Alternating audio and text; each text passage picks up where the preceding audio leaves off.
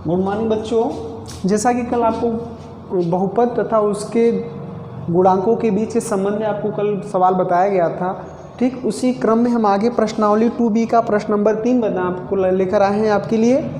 यदि बहुपद 2x² + 3x + lambda का एक शून्य 1/2 हो तो लैम्डा का मान ज्ञात करना है। देखो बच्चों, इसे लगाने का एकदम आसान तरीका है, एकदम सरल भाषा में आपको बताएंगे इसे।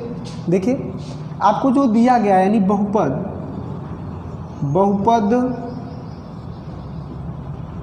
2x² + 3x + लैम्डा का एक शून्य का एक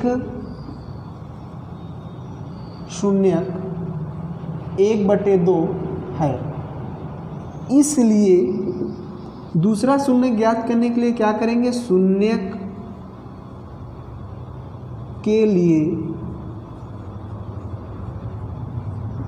यानी शून्य के लिए या कह सकते हैं कि जो लैम्डा का मान है यानी लैम्डा का मान ज्ञात करने के लिए पूरे बहुपद यानी 2x² + 3x + लैम्डा = 0 लिखते हैं।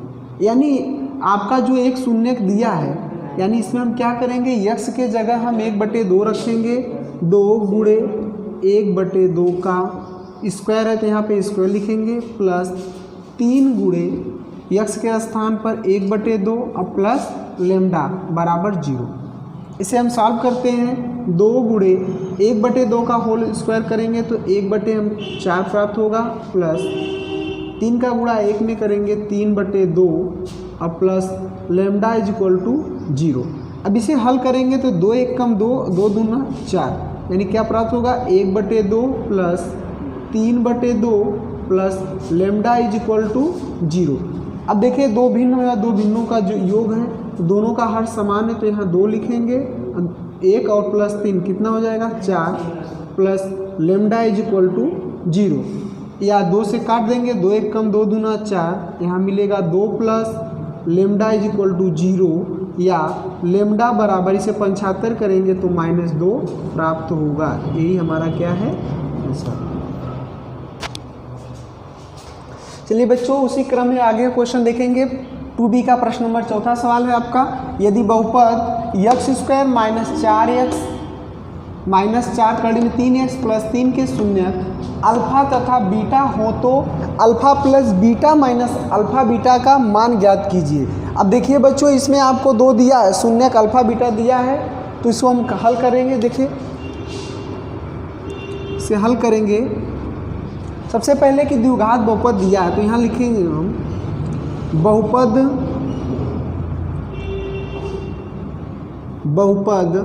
x² - 4 करणी में 3x + 3 के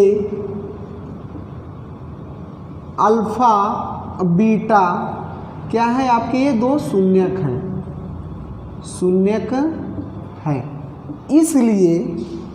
इसलिए हम क्या करेंगे, पहले निकालेंगे शून्यकों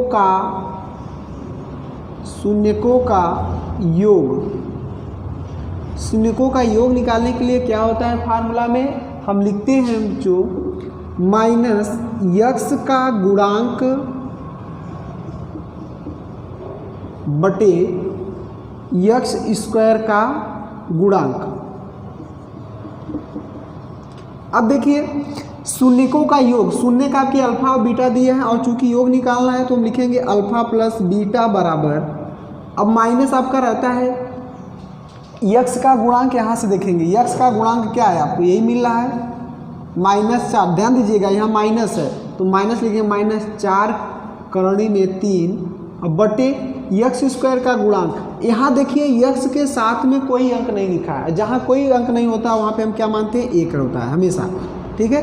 तो यहाँ हम क्या लिखेंगे, बटे 1 या यहाँ पे वो लिख सकते हैं अल्फा प्लस बीटा बराबर, देखो माइनस माइनस प्लस हो जाएगा, 4 करणी में 3 और 1 से भाग देंगे तो 1 मिलेगा, ठीक। अब पुनः निकालेंगे हम शून्यकों का गुणन। शून्यकों का गुणन निकालने के लिए क्या होता है, फार्मूला में पीछे बताए थे बहुपद और उसके गुणांकों के बीच संबंध में क्या होता है, अचर पद होता है, अचर पद बटे यक्स स्क्वायर का गुणांक। अब हम देखिए शून्यकों का गुणन कह रहा था, शून्य का आपके जो दिया है अल्फा बीटा, यानी हम उसका इसमें क्या करेंगे, मल्टीप्लाई करेंगे अल्फा इंटू बीटा बराबर। अब इसमें देखेंगे द्विघात बहुपद में अचर पद क्या है, अचर पद आपका यह 3 है, तो यहाँ ऊपर लिखेंगे 3 बटे और एक्स स्क्वायर का गुणांक क्या है 1 है, तो यहाँ हो जाएगा अल्फा इंटू बीटा बराबर 3। देखिए अब आपको हमको जो सिद्ध करना है क्या, alpha plus beta minus alpha beta का मान ज्ञात करना है। और देखिए यहाँ से द्विघात बहुपद से हम अल्फा प्लस बीटा और अल्फा गुणे बीटा का मान निकाल लिए हैं, तो हम करेंगे क्या, यहाँ से मान निकाल सकते हैं, लिखेंगे यहाँ पे अतः alpha plus beta minus alpha beta बराबर, यानी अल्फा प्लस बीटा का मान जो दिया है हल निकाले हम यहाँ पर रख देंगे 4 करणी में 3 माइनस अल्फा का मान, अल्फा और इंटू बीटा का मान क्या है आपका यहाँ पे 3 है, थोड़ा बड़ा लिख दें 3, अब यहाँ पर लिख देंगे 3, यानी यही आपका आंसर हो गया, यानी 4 करणी में 3 माइनस 3। तो बच्चों कैसा लगा आपका सवाल, तो अगर आपको सवाल अच्छा लगे तो इसे प्लीज़ लाइक एवं सब्सक्राइब करिए। हाँ, और इस तरह के जो भी सवाल हैं आपको अपने से करिए, अगर नहीं आ रहा है तो आपको वह मतलब कमेंट सेक्शन में आप उसे पूछ सकते हैं।